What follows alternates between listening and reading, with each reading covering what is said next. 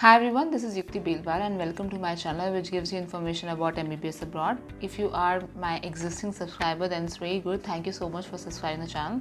But if you haven't subscribed my channel yet, then I will request you to do that right now if you are interested to know more about MBBS abroad.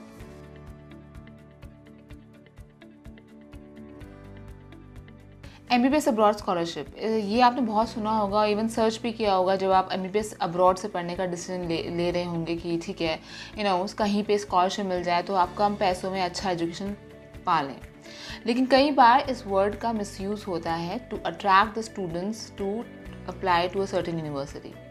इस वीडियो का मकसद ये है कि आप समझ पाएँ कि एक्चुअल स्कॉलरशिप्स क्या होती है और कहाँ कहाँ अवेलेबल होती हैं और आपको किस चीज़ों का ध्यान रखना चाहिए कहीं पर भी स्कॉलरशिप पे अप्लाई करने से पहले। Starting from the meaning of scholarship, actually scholarship का मतलब ये होता है कि एक तरह का फाइनेंशियल सपोर्ट देना उन स्टूडेंट्स को जो कि स्कॉलर्स है, यानी कि जो ज़्यादा अच्छे मार्क्स लेके आते हैं, जो ज़्यादा पढ़ते हैं, जो ज़्यादा इंटेलिजेंट है, यानी it's a merit based thing.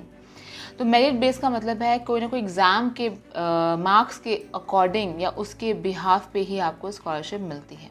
या तो आपने आउट परफॉर्म किया है या आपने सबसे अच्छा परफॉर्म किया है तो ही आपको स्कॉलरशिप मिलती है। जब बात करते हैं MBBS अब्रॉड स्कॉलरशिप की, तो कहीं ना कहीं आप लोगों को लगता होगा कि हर जगह पे स्कॉलरशिप अवेलेबल होती है, पर ऐसा नहीं होता।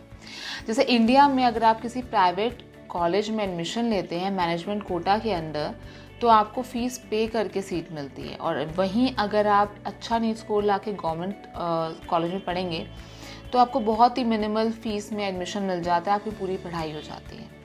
तो यही डिफरेंस होता है कि आपके अच्छे मार्क्स के भी आप में आप कुछ एडिशनल डिस्काउंट्स मिलना, एडिशनल रिडक्शन, एडिशनल कंसेशन मिलना आपकी फ़ीस पे।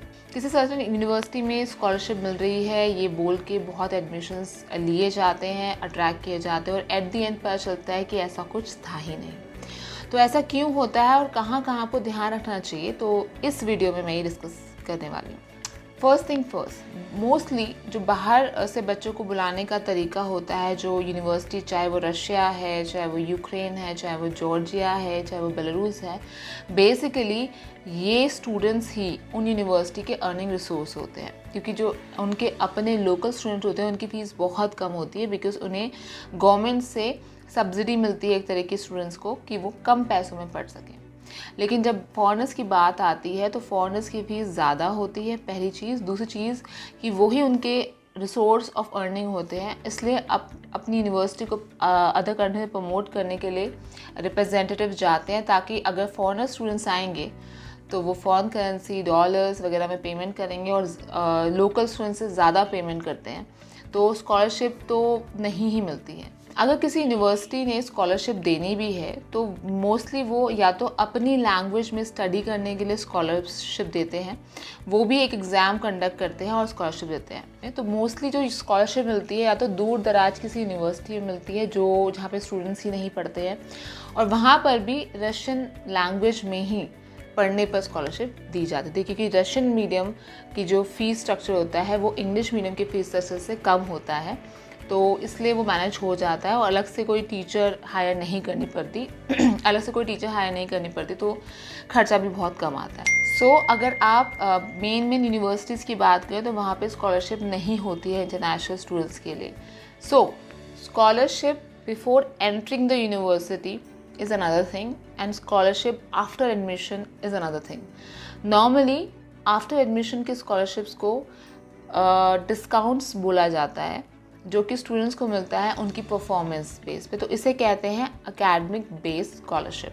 अगर मैं आपको बताऊं कि इन कौन कौन सी कंट्री हैं जो एकेडमिक बेस्ड स्कॉलरशिप देती है, तो मैं आपको बताना चाहूँगी कि बेलारूस में बेलारूशियन स्टेट मेडिकल यूनिवर्सिटी, जो कि 60% तक का डिस्काउंट स्टूडेंट को फ़ीस में ऑफ़र करती है, जो कि टॉप स्कोर्स होते हैं। लास्ट टाइम हमारे काफ़ी बच्चों को स्कॉलरशिप में नाम आया था और उनकी फ़ीस में से उन्हें 60% कम फ़ीस पे करनी पड़ी थी, यानी कि जो उनकी फ़ीस है उसका 60% उन्हें कम देना पड़ा था।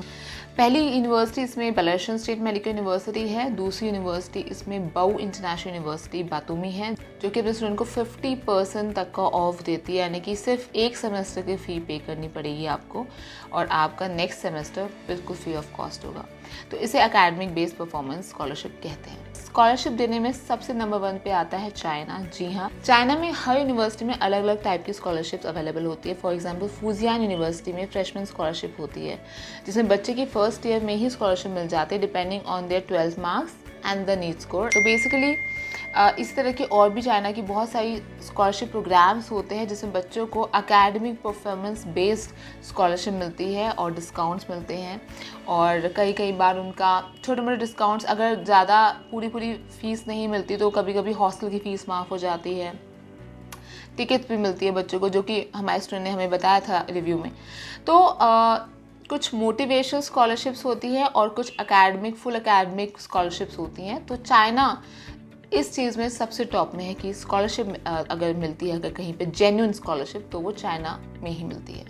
सो इट्स वेरी इंपॉर्टेंट कि कहीं स्कॉलरशिप के चक्कर में कोई आप गलत यूनिवर्सिटी ना चूज़ कर लें, बिकॉज नॉर्मली इन कंट्रीज़ में स्कॉलरशिप नहीं मिलती। कई बच्चे हमसे यूक्रेन के बारे में या रशिया के बारे में पूछते हैं कि आप यहाँ पे स्कॉलरशिप मिलती है क्या, तो नहीं, स्कॉलरशिप नहीं मिलती है।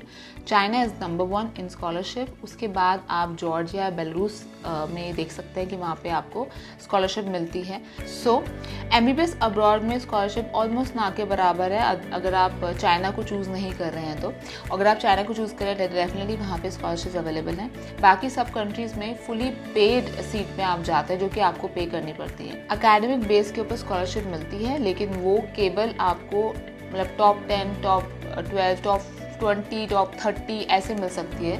लेकिन उसमें सिर्फ उसमें ट्यूशन फी में कुछ % का डिस्काउंट मिलता है, जो कि आपको हेल्प करता है कि आप अपने फाइनेंशियल को सपोर्ट कर सकें। तो ये थी स्कॉलरशिप के बारे में इन्फॉर्मेशन। ऐसी और इन्फॉर्मेशन के लिए मेरा चैनल सब्सक्राइब कीजिए और मैं ऐसे आई ओपनिंग फैक्ट्स मैं आपको बताती रहूँगी। Thank you so much.